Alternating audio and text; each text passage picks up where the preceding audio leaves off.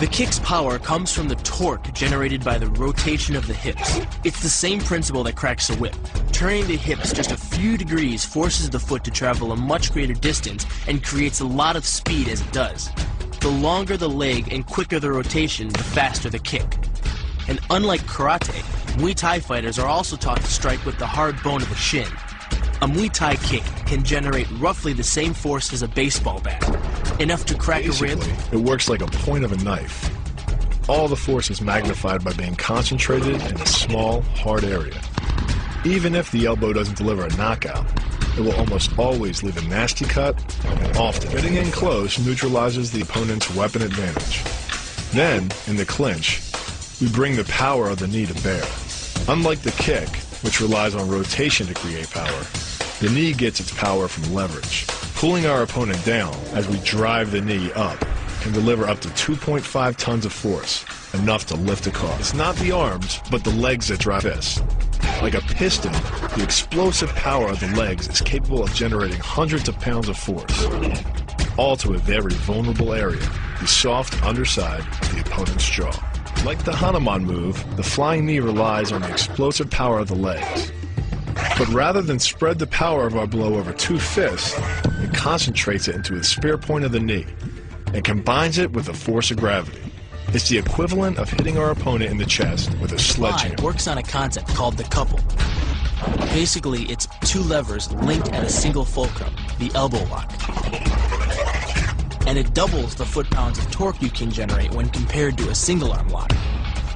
There's more than enough force to flip an opponent to the mat or dislocate his elbow. Using the twisting motion of the torso to drive the strike, the business end of the hardwood fighting stick can quickly accelerate to more than 25 miles per hour. On contact with the skull, the energy is enough to cause a depressed fracture. It's the same injury-producing force as being hit in the temple by a hammer. Mali relies on something called a flexion moment imparted to the neck to do damage. An average man's neck can withstand about a 140 foot-pound flexion moment. Beyond that, soft tissue and even vertebrae can be crushed. By bringing your weight down fast, this move could easily deliver twice that amount of force. And it wouldn't just end a fight. It could leave your opponent paralyzed or dead. Close, the opponent's neck is exposed. But because of the close range, the hand doesn't generate a huge amount of force. It's enough to stun, but probably not enough to cause severe injury. But replace the hand with a weapon, a stick or a knife, as you would in combat, and this could become a kill shot. The kick's power comes from the snap of the knee. The snap is created when the quadricep, the largest muscle in the body, contracts and pulls the tendon connecting to the foot over the knee. Using the knee as a pulley, the strength of the quad is enough to accelerate your foot to speeds close to 30 miles per hour. Because the area of impact is focused on a small part of the foot, it magnifies the force of the blow, making it capable of dropping 1,000 pounds of force on your head. It's like getting whacked in the head with a Louisville Slugger. It works by taking the opponent's blow at an angle, which deflects the energy of the blow away from the vulnerable torso. The harder you block, the further his blow will be deflected, and the more open he'll be to a counter strike. Rotating your fist 180 degrees right before it strikes the intended target. The twisting snap of the arm maximizes the speed of the punch and magnifies the force of the blow by concentrating the impact on the first two knuckles of your hand. Done correctly, it can deliver as much energy as a bowling ball dropped from the top of a house, more than enough to cause soft tissue damage or break a rib. Because it swings through such a wide arc, the wrist is moving at speeds of up to 43 miles per hour. And since the radius doesn't deflect or compress nearly as much as a fist, it can deliver a staggering blow, like being hit with an axe handle. This roundhouse kick is designed for maximum impact. With the powerful muscles of the thigh yanking the tendon over the knee, the foot accelerates from 0 to 21 miles per hour in just 1/3 of a second. Combine that with the reinforced shoe, and this kick can drive the nose bone back up into the brain. It's aimed at the largest gland in the human body, the liver. A direct hit won't just bring an opponent down. It can rupture the gland, causing severe internal bleeding. But the liver is well protected by the rib cage, so the kick must be accurate to within half an inch. In this move, the forward propulsion of the hips, combined with the piston motion of the lower leg, can send well over 700 pounds of force directly through the rigid bone of the heel. This impact won't just knock an opponent down. The force is enough to permanently damage his kneecap, leading with the near arm. The first jab travels the shortest distance to the opponent, so what it lacks in force, it makes up for in speed. The second punch, utilizing both the twist of the shoulders and the forward momentum of the kick, can carry over 4 times as much impact. And just a few hundred pounds of force to the temple is enough to cause a knockout. This move uses the same principle as a throw in judo, off-balancing your opponent and then using his momentum to send him down. But it's much more aggressive. The sweep here is actually a strike to one of the most sensitive areas of the body, the Achilles tendon. The Achilles tendon. The throw works just like a crowbar, where your leg is the lever and your hip is the fulcrum. The trick is positioning your body in just the right place. If you're just an inch off the placement of your thigh and hip, the amount of energy needed to throw an opponent can more than double. But performed correctly, Uchimata requires almost no energy, yet it can deliver up to 5,000 pounds of force. If it weren't for the mat, a throw like Uchimata would be enough to cause serious injury or even paralysis. You use the strength of your legs to maintain your dominant position while you secure the choke.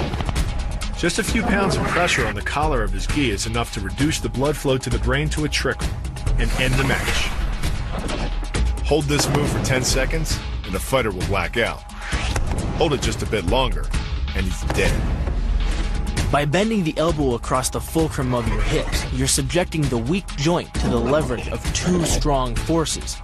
The pull of your thighs on his shoulder and your hands on his wrists. As little as 1,000 pounds of force can be enough to destroy the elbow. The leverage of the armbar can supply much more than that. The sacrifice throw is a simple lesson in conservation of energy. The stronger the opponent attacks, the further he gets thrown. It works like a catapult, where your opponent's momentum supplies the counterweight. The faster he's going, the further he's going to fly. And the harder he's going to land. That land with the side, ball, or top of the foot. The gastrizin uses the heel to deliver the blow. This alignment of the heel, ankle, lower leg complex channels some 2,000 pounds of force into the opponent. More than enough to break a baseball bat. The higher you can lift your opponent in this move, the faster he'll hit the ground. It's not just your force working against him. His acceleration due to gravity can mean his head hits the ground with a 3,500 pound impact. On a hard surface like concrete, this is more than enough to cause a serious brain injury. First, the opponent's arm works as a lever to optimize your control. Second, your own back serves as a pivot point for the throw. The strength and stability of your back allows you to throw a much heavier opponent than in a move that requires you to lift him. This move uses your opponent's arm as a lever working against him. The greater the torque on his shoulder, the greater the pain inflicted. And exceeding the joint's normal range of motion causes more than just pain. The soft tissue, muscles, and the bone can all be seriously damaged by this pressure. The goal of this lock is to stretch the tendons at the top of the foot to the breaking point. The strongest tendons have a tensile force threshold of just over 400 pounds. Applying any more pressure than that can tear the tendons from their base or snap them in two. Because you don't have time to cock your arm in a surprise attack, bursting's effectiveness doesn't come from the rotational power of the torso. Instead, it's driven by the legs, which hurl you forward into your opponent. Both the block and the strike land with 300 pounds of force, more than enough to collapse the windpipe or fracture the delicate bones of the face. Doing the 360 defense requires you keep your body in motion at all times, using your arms to defend different angles of attack. The key is keeping your arms at an oblique angle with your hands open and straight so that you don't take any blows straight on. Each is deflected down the angle of your forearm, which reduces its impact. Your opponent is relying on his grip strength and outstretched arms to maintain the choke. The strength of your back and shoulder muscles is greater than the applied force of your opponent's hold, so it doesn't take much to break his grip.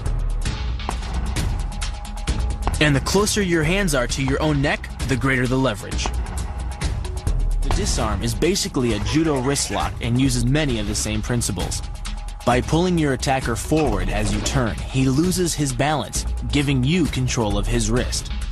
The barrel of the gun then becomes a lever, allowing you to take the gun.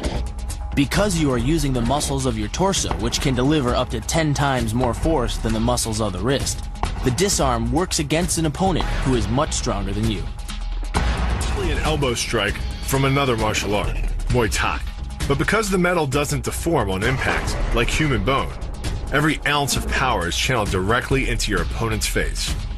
With the twisting motion of the torso generating the force, and the stiff metal of the M16 providing the impact, it's enough to shatter a cheekbone or break a jaw. The combined momentum of your forward step, the twist of your torso, and the swing of the rifle, the butt stroke can strike your opponent at over 18 miles per hour, carrying well over 550 pounds of force. That's enough to drive a 16-penny nail through nearly 2 inches of pressure-treated wood. Add a follow-up slash and thrust with a bayonet, and the butt stroke becomes a real killer. But the real damage from the knee bar doesn't come from gravity. It comes from leverage. Once the knee is locked, your hips act like a fulcrum, and his leg acts like a lever, multiplying any force you apply. So even though the ligaments and tendons around the knee can sustain 1,700 newtons of force, the knee bar can load a lot more than that, enough to completely destroy the joint. Pushes his opponent at a location above the center of mass, while using his sweeping leg to create a tripping point, which is below his opponent's center of mass.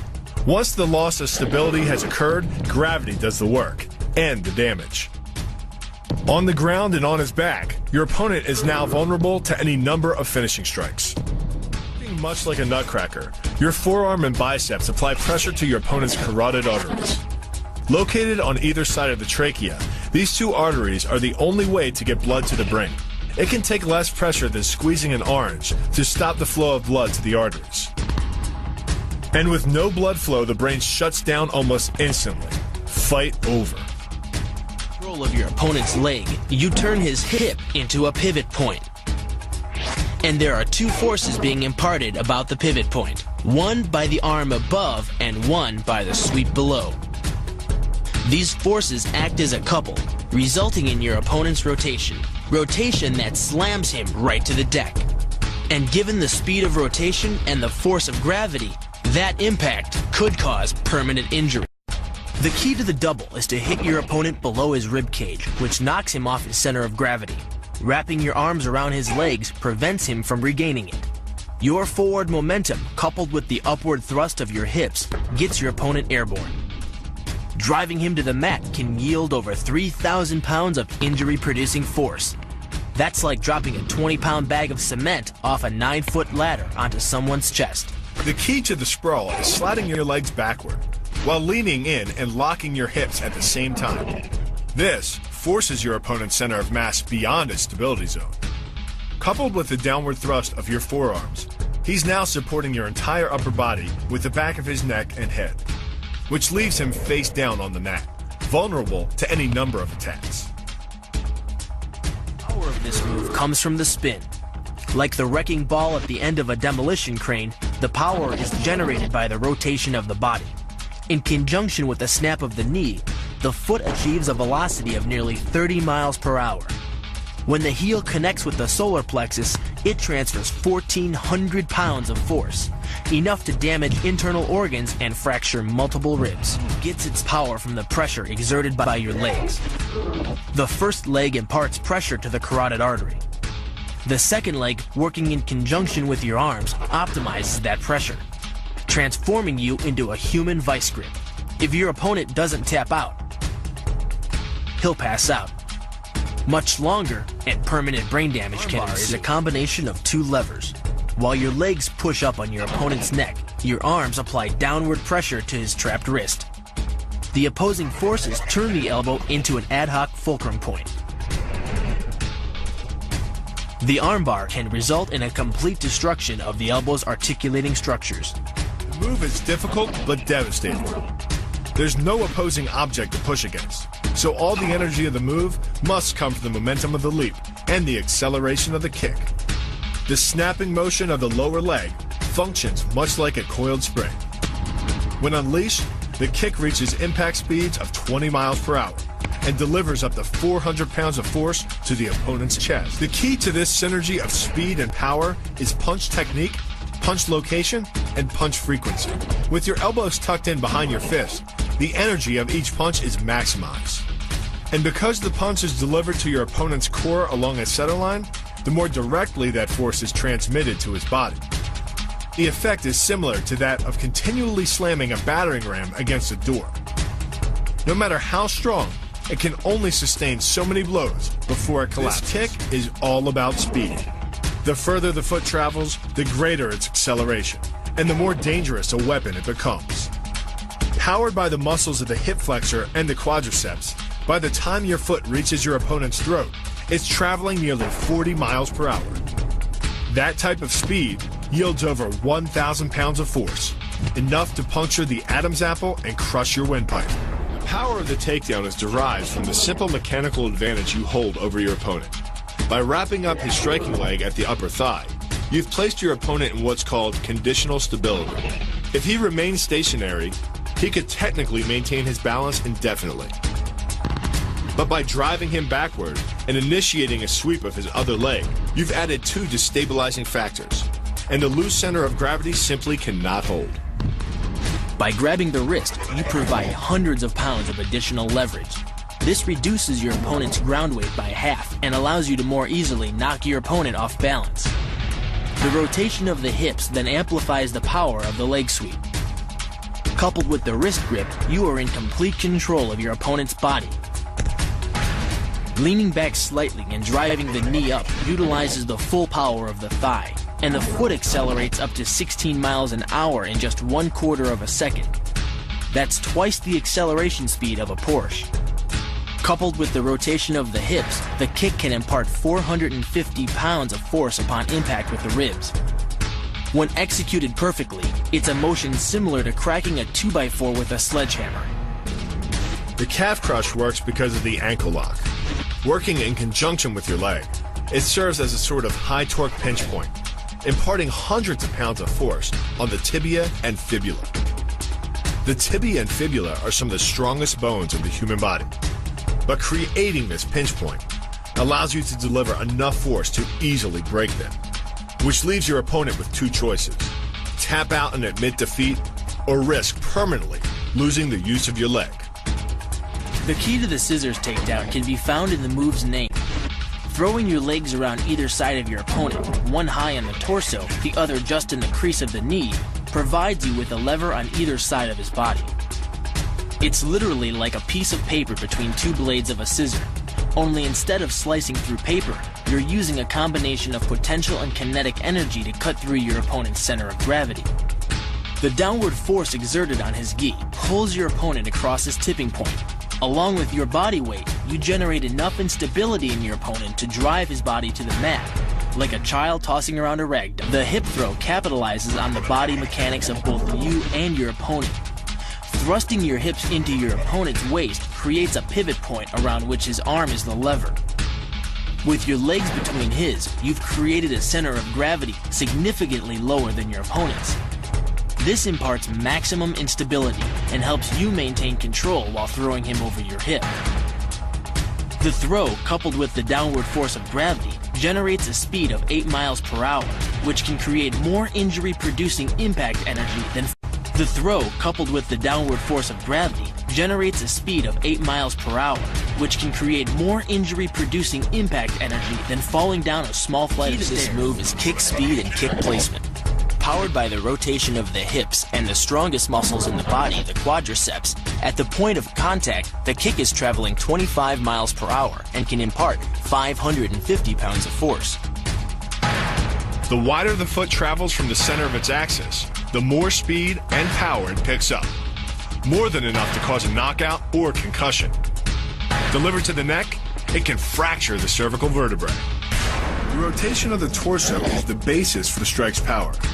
Because the torso has an effective mass far greater than the arms, its rotation can impart up to 400% more force to your target. And the last-minute rotation of the wrist can magnify that force even more. These alternating points of leverage are the basis for the move. Locking the hands high behind the shoulder blades puts you in control of your opponent's center of mass, which in turn negatively affects his conditional stability. Dropping the hands behind the lower back and driving your chin into the chest further disturbs his center of mass and makes resistance from this position nearly impossible.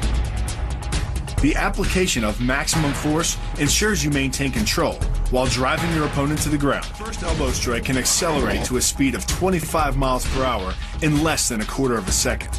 Less than a third of a second later, the initial strike is followed by another, equally devastating shot.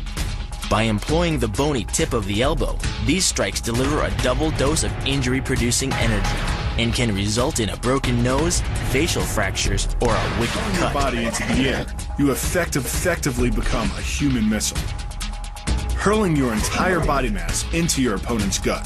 The force created by the body's forward momentum is partially absorbed by your opponent, which can knock the wind out of him, or even crack a rib. But the coup de grace is the elbow chop.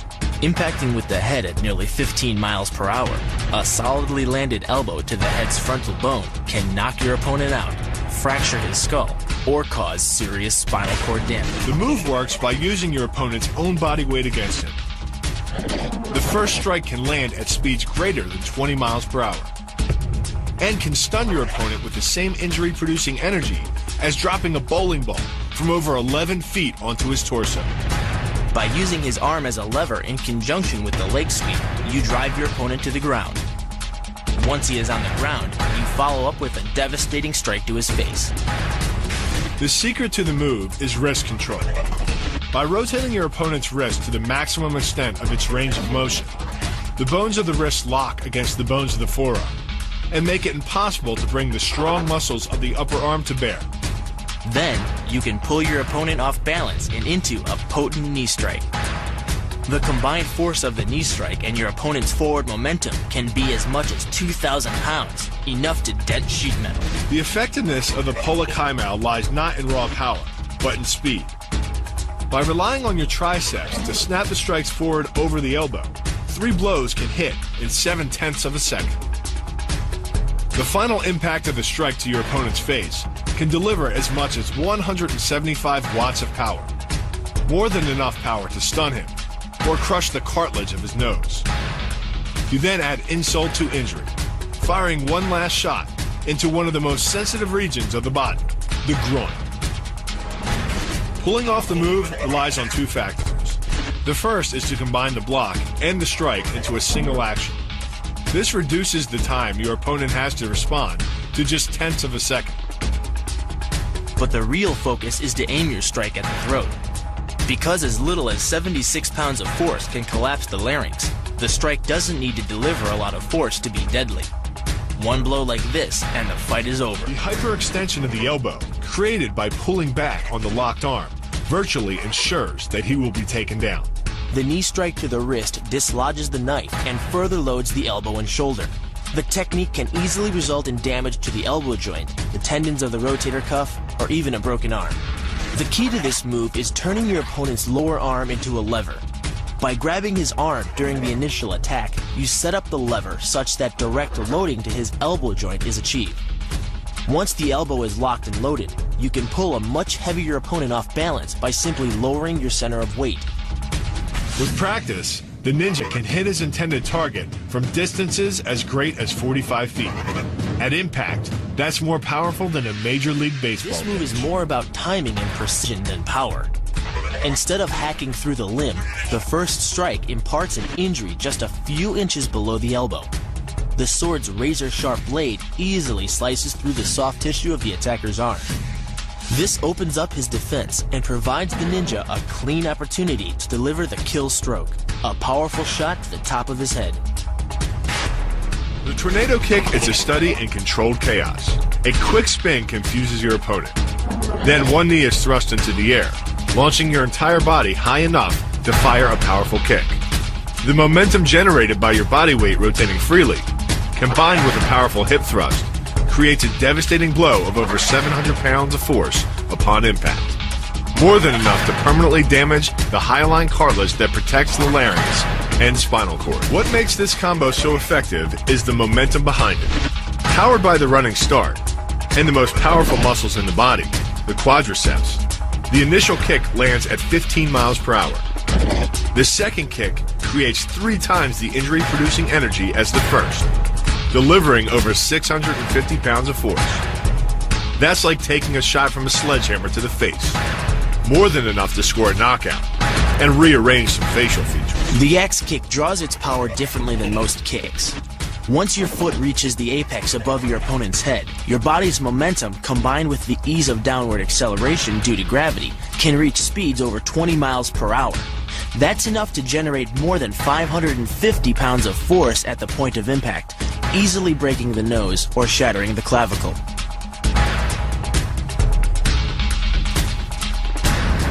The power of this move comes from the spin. The rotation of the torso, combined with the foot at the extremity of that rotation, generates speeds of over 20 miles per hour. By the time the heel connects with the solar plexus, it is traveling 60 miles per hour and transfers over 450 pounds of force, enough to break ribs and even damage internal organs.